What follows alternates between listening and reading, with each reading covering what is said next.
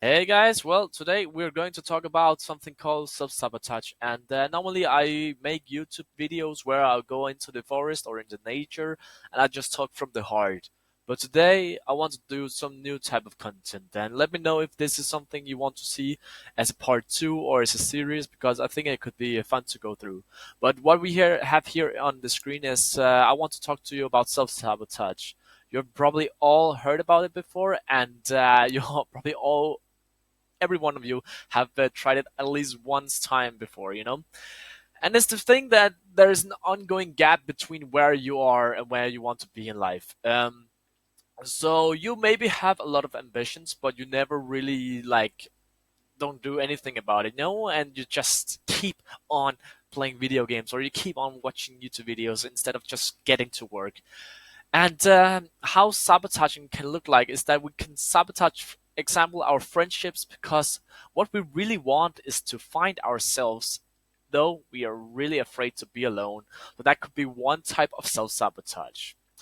And we could also be sabotaging our professional success because if you really want to create some art and your parents is like no, you have to really, like, your parents and your friends are like, no, like, why are you doing that? You have to get a real job. Because you could be sabotaging in that way because it will just seem like you're less ambitious by society's measures, even though your heart is drawn to doing art. Maybe the society you're in, like you're in a big city, like people want you to work at a big firm, get a stable job, those type of stuff. So yeah, that could be one thing. And also you could sabotage yourself by your self-talk, because if you really believed in yourself, you would feel free to get back into the world and just take risk. And if you believed in yourself, that would make you vulnerable.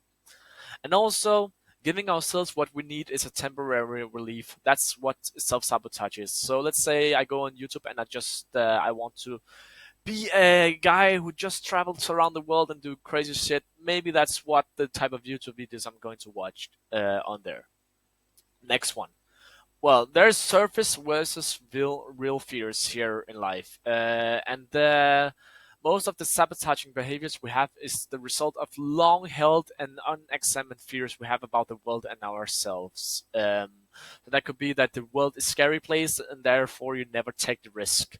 And also, a surface-level fear could be that you're afraid of being a passenger in a car, but the real fear behind that you don't really see is that you don't like the loss of control or something else controlling your life. Let's say you don't want other people's opinions to control your life.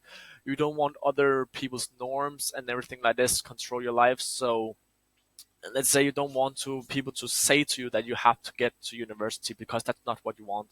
But maybe your underlying fear here is that you're just afraid of moving forward in life, actually. So take care of the real fear and don't focus on the surface level fear, because you will just get head into a wall all the time.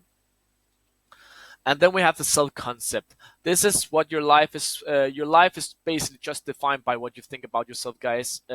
So if you think that you are unattractive and you're not happy and all of these things, well, trust me, reality is just a mirror of your thoughts. So if this is like, we have a lot of thoughts every single day, and if this is all you think about, that's how it's going to be happen.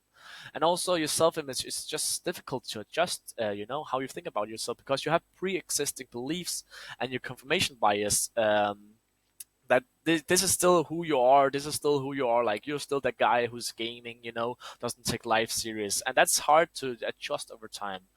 And also, the concept is like you have a negative association between achieving the goal and being the kind of person who has or does that one thing. So that could be why you're self sabotaging yourself, because you're really not that person that could achieve this one goal. And lastly, if you resist the money, that's because you have a certain belief about people who have it. So if you were told when you were growing up that people who were evil or like are idiots that have money and they're basically like, yeah, doing worse, they're doing the worst things in life, guess what you will resist having? You will resist money because, of course, you don't want to be evil. Peace out.